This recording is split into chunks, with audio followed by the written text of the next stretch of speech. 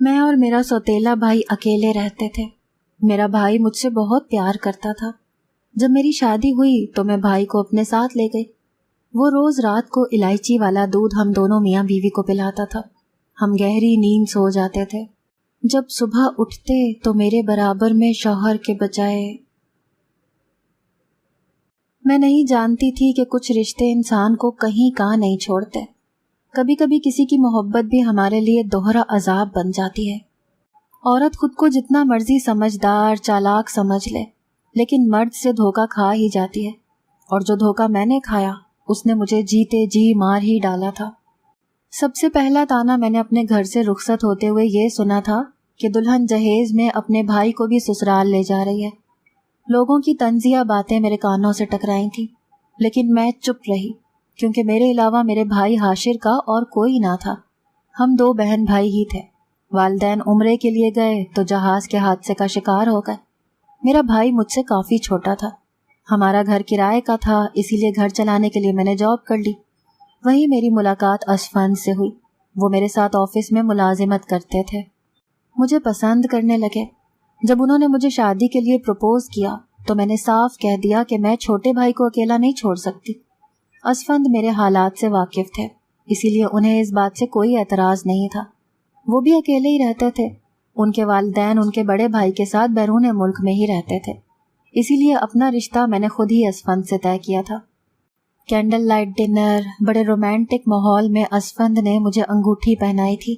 میں بہت خوش تھی، کیونکہ اسفند بہت خوش شکل اور اچھی پوسٹ پر فائز تھا، مزاج کا بھی بہت اچھا تھا۔ جب اسفند کی گاڑی میں گھر آئی تو عاشر دروازے پر کھڑا میرے لیے پریشان تھا، کیونکہ مجھے رات کے 10 بج گئے تھے۔ مجھے اسفند کی گاڑی سے اترتے دیکھ کر حاشر کے ماتھے پر بل پڑے تھے۔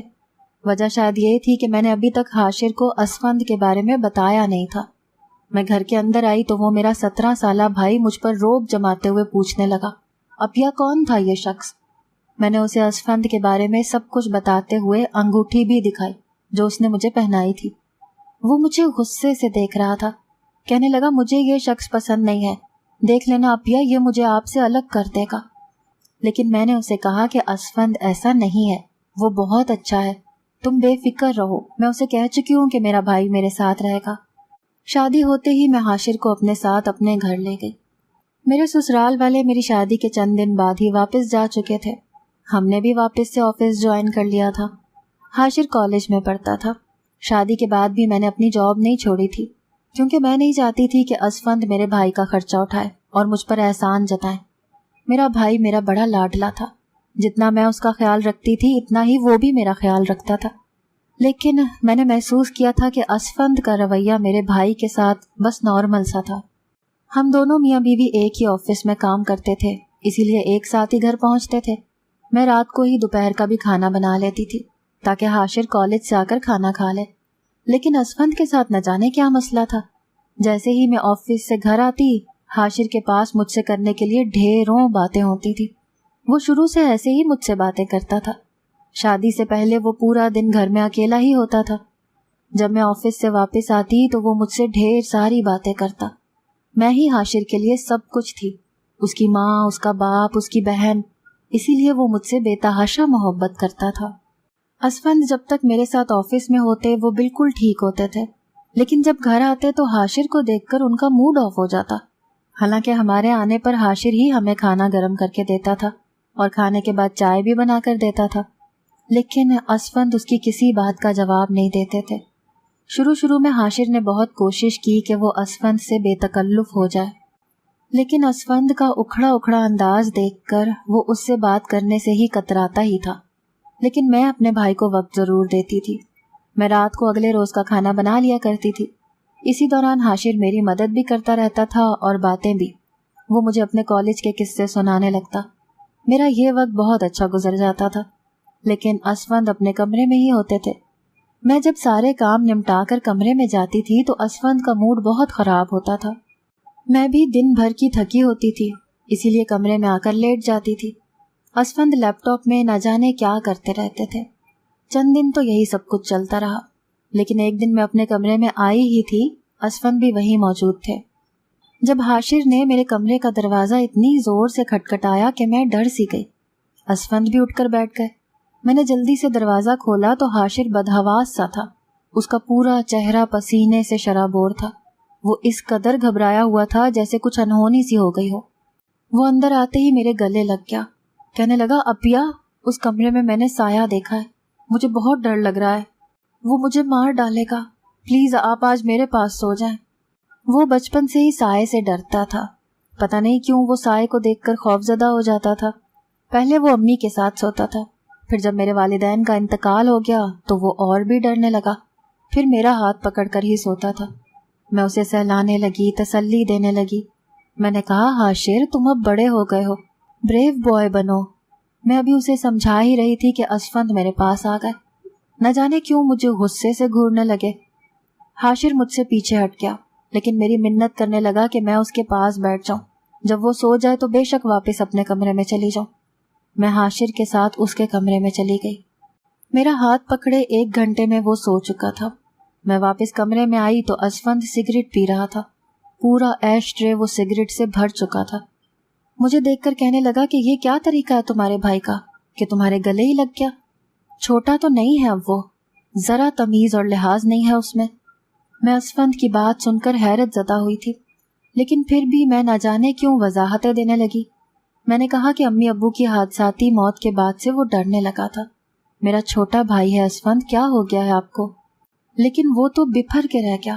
کہنے لگا بھائی ہے لیکن چھوٹا ہرگز نہیں ہے، اسی لیے آج کے بعد میں اسے تمہارے قریب نہ دیکھوں۔ اسفند نے مجھ سے بہت غصے میں کہا تھا اور بیڈ پر جا کر لیٹ گیا۔ مجھے اس کی سوچ پر افسوس ہوا تھا۔ میرے لیے حاشر کبھی بڑا ہو ہی نہیں سکتا تھا۔ بہت کم عمری میں اس نے اتنا بڑا صدمہ دیکھا تھا، میں کیسے اسے اس کے حال پر چھوڑ دیتی۔ اس کے بعد تو اسفند ہر وقت حاشر کو گھورتے رہتے۔ میرے پاس اسے بیٹھے باتیں کرتے دیکھتے تو مجھے بھی قہر بھری نظروں سے دیکھنے لگتے۔ ایک بار اسفند مجھ سے کہنے لگے اپنے بھائی کی رہائش کا انتظام کسی ہاسٹل میں کر دو۔ ان کی بات سن کر میں حیران سی رہ گئی۔ میں نے کہا اسفند وہ چھوٹا بھائی ہے میرا، میں کیسے اسے ہاسٹل میں چھوڑ دوں؟ کہنے لگے کالج میں پڑھتا ہے، چھوٹا نہیں ہے، بہت سے لڑکے ہاسٹل میں رہتے ہیں، حاشر کو رہنے میں کیا مسئلہ ہے؟ میں نے کہا ایک میں ہی تو ہوں اس کی سب کچھ، آپ مجھے بھی اس سے جدا کرنا چاہتے ہیں؟ میں نے تعصب سے اسفند کی طرف دیکھا تھا۔ وہ طنزیہ لہجے میں بولے سارا مسئلہ یہی ہے آمنہ کہ تم بس اسی کی ہو کر رہ گئی ہو۔ میں نے تم سے شادی اس لیے نہیں کی تھی کہ بیوی کے ساتھ وقت ہی نہ گزار سکوں، مجھے تم سے نوکری نہیں کروانی تھی کیونکہ میں تمہارے اخراجات پورے کر سکتا ہوں، لیکن تم اپنے بھائی کے لیے کماتی ہو۔ پورا دن آفس سے تھکے ہارے گھر آنے کے بعد مجھے بھی تمہاری ضرورت ہوتی ہے کہ میں بھی تم سے جی بھر کر باتیں کروں، ہم اکیلے ایک دوسرے کے ہمراہی میں وقت گزاریں، لیکن اس وقت تمہارا بھائی تمہارا پیچھا نہیں چھوڑتا۔ میں رات تک اکیلا اس کمرے میں بیٹھا رہتا ہوں۔ کیوں آمنہ؟ کیا میں نے اس لیے تم سے شادی کی تھی کہ ہم 2 گھڑی بھی ساتھ نہ گزاریں؟ مجھے اسفند کی بات اتنی بھی غلط نہیں لگی۔ ظاہر ہے مجھے اسے بھی وقت دینا چاہیے تھا، وہ بھی مجھ سے محبت کرتا تھا، میرا خیال بھی رکھتا تھا۔ اکثر آفس میں بھی میرے حصے کی فائلیں خود ہی دیکھنے لگتا تھا، کہتا تھا یہ میں کر دیتا ہوں، تم فکر مت کیا کرو۔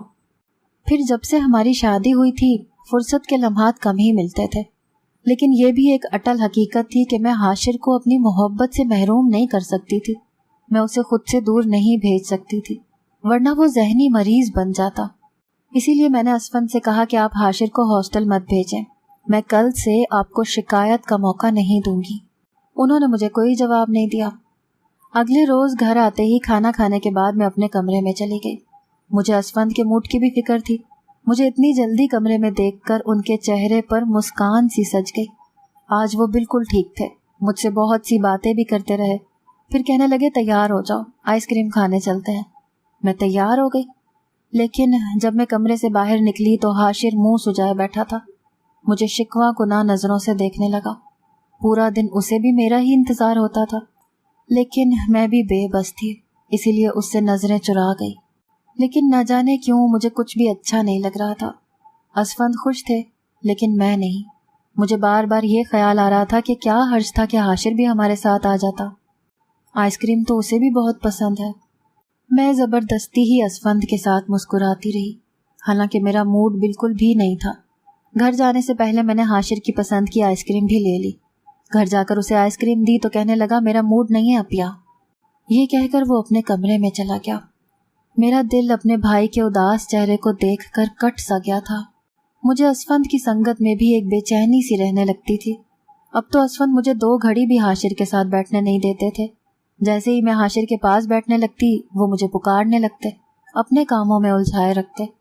حاشر اب چپ چپ رہنے لگا تھا، مجھ سے بات کرنی بھی چھوڑ دی تھی۔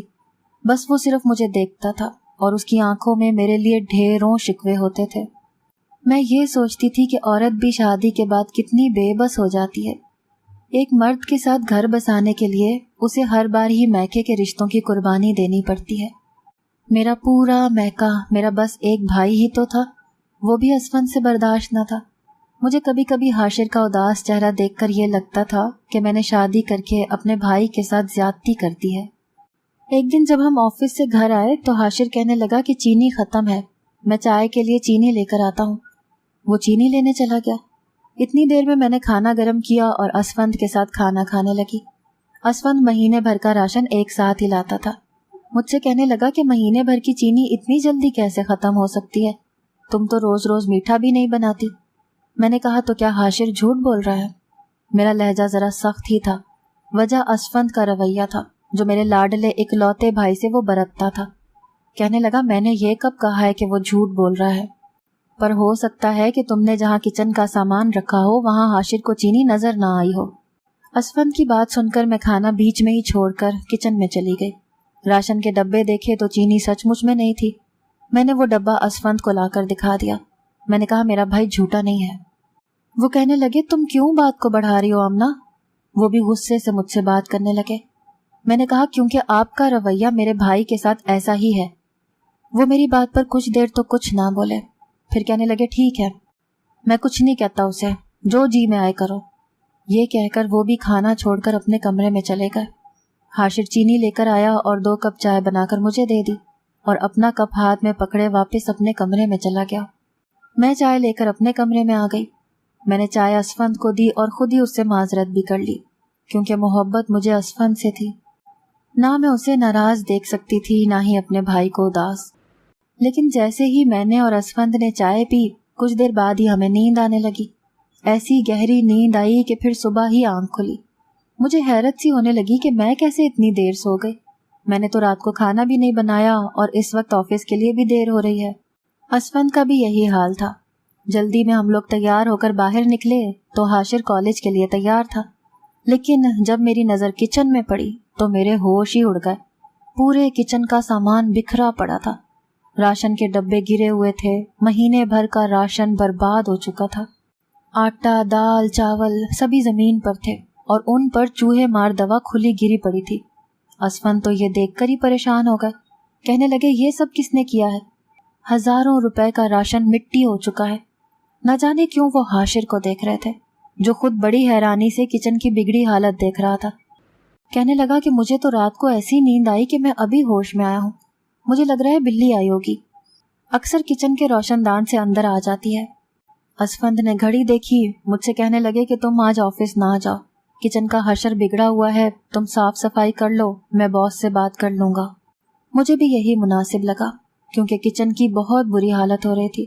اسفند کے جاتے حاشر کہنے لگا اپیا آج میں کالج نہیں جاؤں گا، آج ہم مل کر خوب باتیں کریں گے۔ میں نے ایک تیکھی نظر اس پر ڈالی۔ میں نے کہا کیا یہ تم نے کیا ہے حاشر؟ میری بات پر اس کا رنگ اڑ گیا۔ مجھے لگا شاید اسفند اسے میرے پاس بیٹھنے نہیں دیتے اسی لیے اس نے یہ سب کیا ہے، لیکن وہ کہنے لگا نہیں اپیا سچی، مجھے تو علم بھی نہیں ہے۔ حاشر نے میرے ساتھ کچن صاف کروایا، پھر کھانا بھی بنوایا۔ آج میں نے حاشر کی پسند کی بریانی بنائی تھی، ہم نے خوب باتیں بھی کی۔ رات کو جب اسفند گھر آئے تو راشن کا سامان لے کر آئے تھے، سارا سامان مجھے پکڑایا، پھر تو یہ روز ہی ہونے لگا۔ حاشر ہمارے لیے چائے بناتا، چائے پینے کے بعد ہمیں نیند آ جاتی، حالانکہ وہی چائے وہ خود بھی پیتا تھا، اور اس کے بعد جب صبح آنکھ کھلتی تو گھر کا سامان بکھرا ہوتا تھا۔ اسفند کو لگتا تھا کہ یہ سب حاشر جان بوجھ کر کرتا ہے، لیکن وہ نم آنکھوں سے مجھے دیکھ کر کہتا اپیا سچی میں نے یہ نہیں کیا، میں تو رات کو بہت گہری نیند سویا تھا، اسفند بھائی جو چینی لائے تھے وہی ڈالی تھی۔ لیکن ایک دن جو ہوا میرا سب کچھ ختم ہو گیا۔ رات کا کھانا کھانے کے بعد جب حاشر چائے بنانے کے لیے کھڑا ہوا تو اسفند نے اسے روک دیا. کہنے لگا آمنہ چائے آج تم بناؤ, مجھے تمہارے ہاتھ کی چائے پینی ہے. میں اٹھ کر کچن میں چلی گئی. چائے بنا کر کپ میں نے ڈائننگ ٹیبل پر رکھا تو اسفند نہ جانے کس بات پر حاشر کو غصے سے گھور رہے تھے. اس بار حاشر بھی قہر بھری نظروں سے دیکھ رہا تھا. مجھے لگا کہ شاید میرے پیچھے سے ان کے درمیان میں کوئی بات ہوئی ہے. حاشر مجھ پر ایک نظر ڈال کر اٹھ کر اپنے کمرے میں چلا گیا. اسفند بڑے مزے سے چائے پیتے رہے. میں نے پوچھا کہ کیا آپ کی حاشر سے کوئی بات ہوئی ہے جو وہ اٹھ کر چلا گیا ہے؟ کہنے لگے نہیں, میں اسے کیوں کچھ کہوں گا. اسفند تو صاف مکر گئے تھے. لیکن اگلے روز حاشر کو میں نے بیگ کے ساتھ اپنے کمرے سے نکلتے دیکھا تو میں پریشان سی ہو گئی. میں نے کہا تم کہاں جا رہے ہو اس وقت؟ کہنے لگا یہاں نہیں رہوں گا, کہیں بھی چلا جاؤں گا. یہ بات سن کر میں نے اسفند کی طرف دیکھا, وہ نظریں چرا گئے.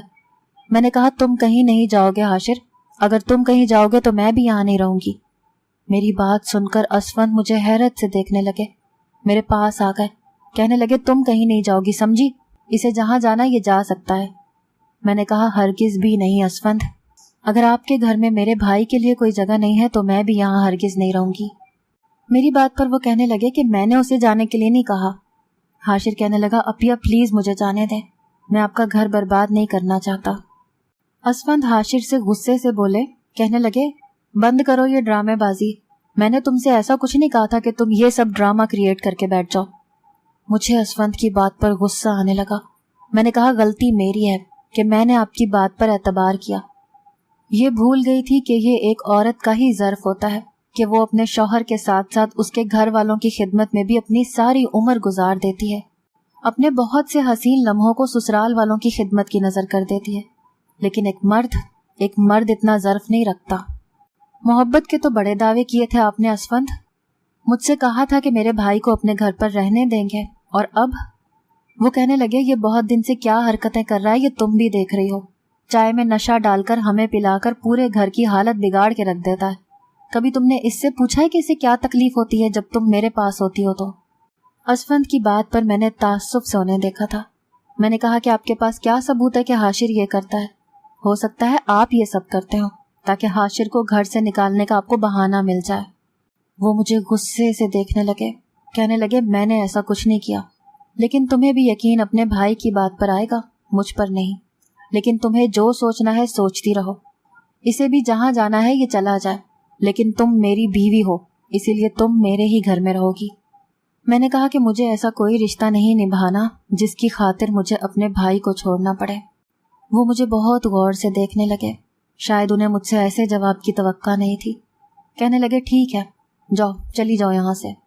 میں بھی تمہاری منت نہیں کروں گا اور نہ ہی تمہیں منانے آؤں گا. میں نے ہی محبت ایک غلط لڑکی سے کر لی جسے مجھ سے کوئی بھی لگاؤ نہیں تھا. جاؤ آمنہ, جا کر اپنے رشتے نبھاؤ. وہ غصے سے مجھ سے کہنے لگے. میں حاشر کے ساتھ ہی باہر نکل گئی. ایک کرائے کا گھر لیا. اسفند کے آفس سے نوکری چھوڑ کر میں نے کہیں اور جاب کر لی. حاشر بہت خوش تھا. میں نے خود کو بہت مصروف کر لیا. میں اسفند کو سوچنا بھی نہیں چاہتی تھی, لیکن کچھ چیزیں انسان کے اختیار میں نہیں ہوتی, جن میں سے ایک میرے لیے اسفند کی محبت تھی.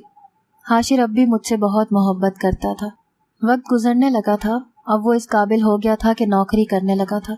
مجھ سے کہنے لگا کہ اب آپ کو نوکری کرنے کی کوئی ضرورت نہیں ہے. میں نے بھی جاب چھوڑ دی. حاشر سے اس کی شادی کے لیے کہا تو کہنے لگا کہ پہلے آپ شادی کر لیں اپیا. میں نے کہا کہ اب ایسی کوئی خواہش نہیں ہے.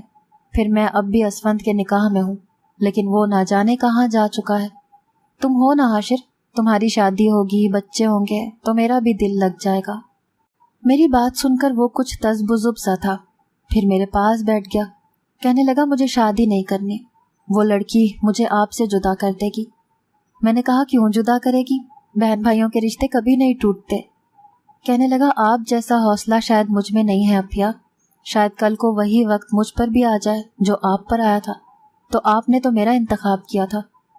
میں نے کہا کہ ضروری تو نہیں کہ تمہاری بیوی اسفند جیسی ہو.